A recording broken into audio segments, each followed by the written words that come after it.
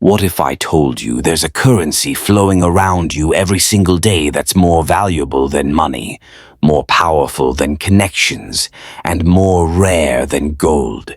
Yet most people throw it away without even realizing what they're losing. This invisible currency determines who gets promoted, who gets remembered, and who gets what they want from life. The ancient Romans had a word for it. Medieval kings built empires on it, and today's most successful people hoard it like treasure while everyone else gives it away for free. That currency is attention, but not the kind you think. See, everyone talks about getting attention, grabbing attention, demanding attention. That's amateur hour. The real masters understand something deeper. Attention isn't just about what you can capture from others. It's about what you choose to give, when you give it, and most importantly, what you refuse to give it to. Your attention is your life force, your creative energy, your very soul, and you've been trained to scatter it like breadcrumbs to pigeons. Think about this for a moment. Right now, as you're listening to this, how many tabs do you have open? How many notifications are waiting? How many times today has your attention been hijacked by something designed to profit from your distraction? The average person checks their phone 96 times per day. That's once every 10 minutes during waking hours. Each time they're making a withdrawal from their most precious account, and they don't even know they're going bankrupt. But here's where it gets interesting. While everyone else is bleeding attention, the people who understand this secret are becoming billionaires of focus. They're not just successful, they're operating on a completely different level of reality. Let me tell you about Marcus Aurelius, the philosopher-emperor who ruled Rome at its peak. Every morning, he wrote in his journal, not for publication, not for posterity, but to train his attention. He called it his conversations with himself. While his generals worried about barbarian invasions and senators plotted political moves, Marcus was doing something far more strategic. He was programming his mind to focus on what he could control and ignore what he couldn't. His meditations weren't just philosophy, they were attention training.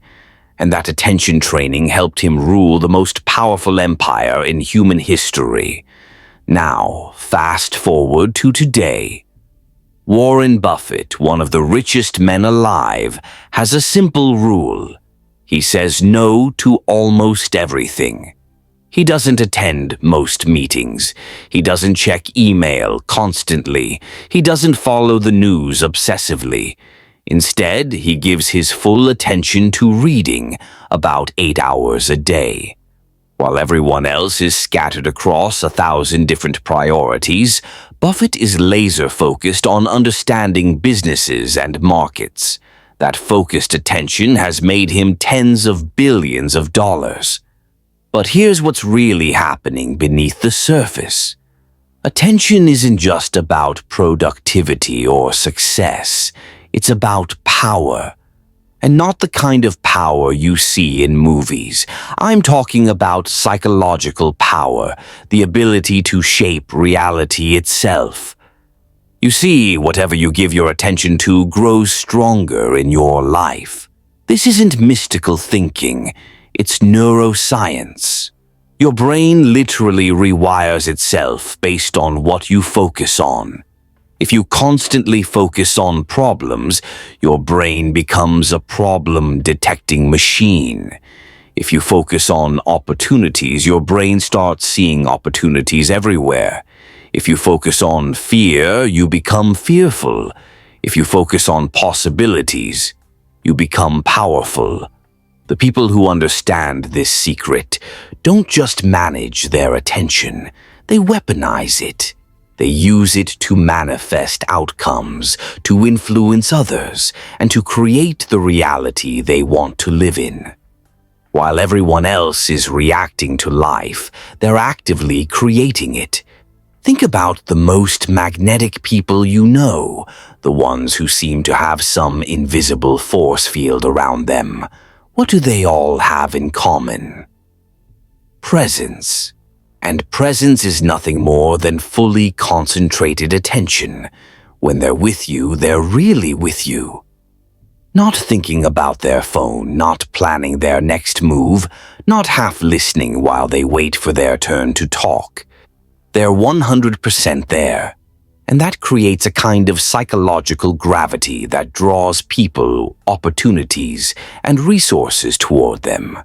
This is why meditation isn't just about relaxation or stress relief, though those are nice side effects.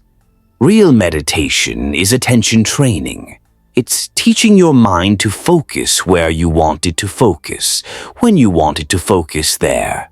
Every time you notice your mind wandering and bring it back to your breath, you're doing a bicep curl for your attention muscle.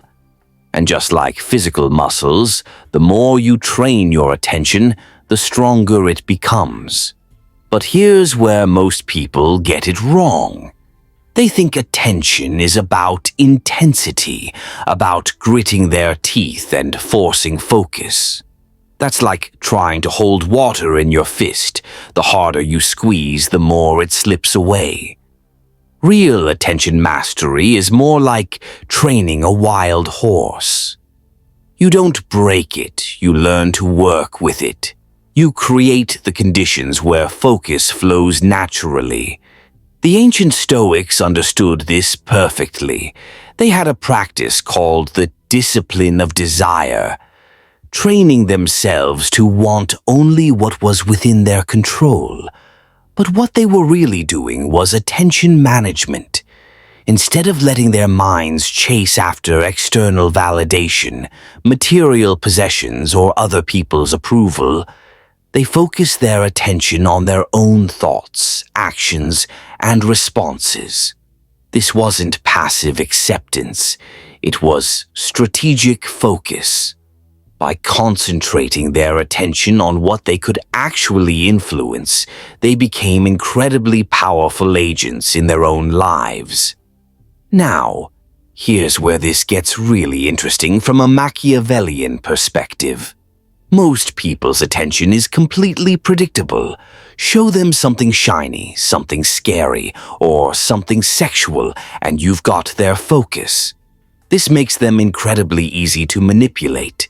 But if you can control your own attention, if you can choose what gets access to your mental real estate, you become almost immune to manipulation.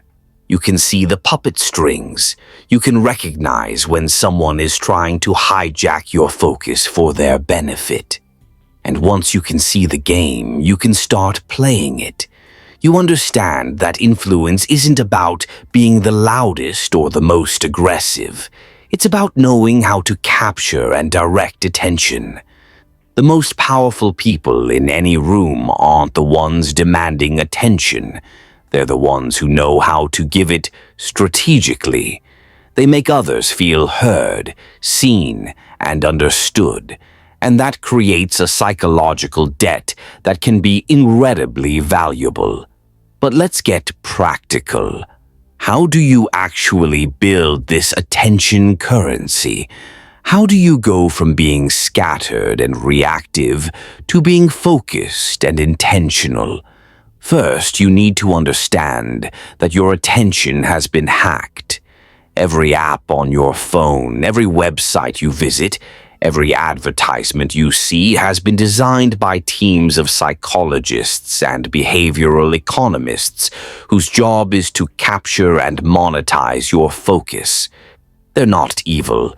They're just very good at their job, but recognizing this is the first step to taking back control.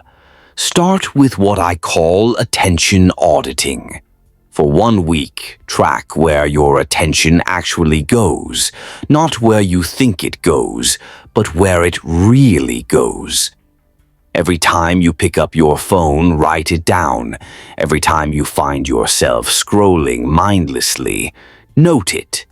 Every time you're in a conversation but thinking about something else, acknowledge it. Most people are shocked by what they discover. They think they're focused, but they're actually scattered across dozens of different inputs every single day. Next, create attention boundaries. Just like you wouldn't let strangers walk into your house and take your money, don't let random notifications walk into your mind and steal your focus. Turn off everything that isn't absolutely essential. Create specific times for checking messages, social media, and news. The rest of the time, your attention is off limits. Then practice attention strengthening. This is where meditation comes in, but it doesn't have to be sitting on a cushion chanting. Any activity that requires sustained focus will build your attention muscle. Reading physical books instead of skimming articles, having conversations without checking your phone, cooking a meal without background entertainment. The key is doing one thing at a time with full presence. But here's the advanced level. Once you've built some attention strength, you can start using it strategically. Begin each day by consciously directing your attention toward your most important goal or priority. Not your most urgent task, your most important outcome. Spend the first hour of your day thinking about, visualizing, or working on whatever matters most to you. This programs your unconscious mind to notice opportunities and resources related to that goal throughout the rest of your day. The people who truly understand this secret don't just succeed. They seem to live in a different reality. Opportunities appear out of nowhere. The right people show up at the right time. Resources become available just when they're needed. It's not magic. It's attention mastery. When you're truly focused on something, your brain starts filtering reality to support that focus. Psychologists call this the reticular activating system, the part of your brain that determines what information gets through to your conscious awareness. Here's the truth most people never realize. You're already manifesting all the time. You're already creating your reality with your attention. The question is whether you're doing it consciously or unconsciously, whether you're directing your life force toward what you actually want or letting it be scattered by whatever screams loudest for your focus.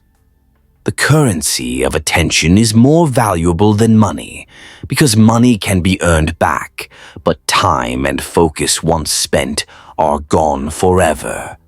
It's more powerful than connections because deep attention creates the kind of presence that builds genuine relationships. And it's more rare than gold because, in a world of infinite distractions, the ability to focus deeply on what matters is becoming almost extinct. So, here's your choice. You can continue letting your attention be harvested by others for their profit and purpose. You can keep living in reactive mode, scattered and exhausted, wondering why success feels so elusive. Or you can start treating your attention like the precious resource it is. You can become the curator of your own consciousness, the director of your own focus, the architect of your own reality. The universe isn't hiding your success from you. It's waiting for you to focus on it long enough to make it real.